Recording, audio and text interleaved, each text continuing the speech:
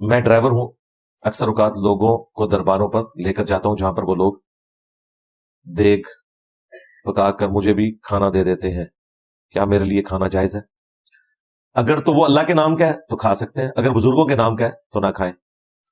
ویسے تو کوئی فرقہ اس بات کا قائل نہیں ہے کہ بزرگ کے نام کا کوئی کھانا دیا جا سکتا ہے، سارے کہتے ہیں اللہ کے نام کا ہے، بزرگوں کے ثواب کے لیے۔ تو ٹھیک ہے، ہم پہلے ہی کہہ رہے ہیں کہ میت کو آپ کے ثواب کی ضرورت ہے، میت آپ کے لیے کچھ نہیں کر سکتی۔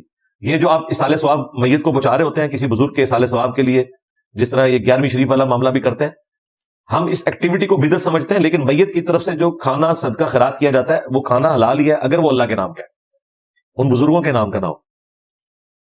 محرم کے دنوں میں لوگ کہتے ہیں کہ جی یہ نیاز ہے، جو لے کر آئے اسے پوچھیں کس کے نام کی ہے، اگر وہ کہ اللہ کے نام کی ہے تو ٹھیک ہے کھا لیں۔ جو یہ حضرت حسین علیہ السلام کی طرف سے منسوخ کرتے ہیں نا کہ یہ حضرت حسین کے نام کی نیاز ہے، وہ بھی ایک غلط العام ہے۔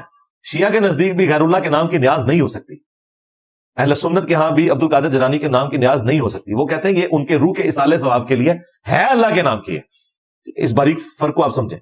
باقی اگر کسی کا یہ عقیدہ ہے کہ کسی کے نام کی نظر و نیاز کرنے سے وہ آپ کا مشکل کشا بن جاتا ہے، وہ عقیدہ الگ سے ایک غلط عقیدہ ہے، اس کو تو چھوڑ دیں۔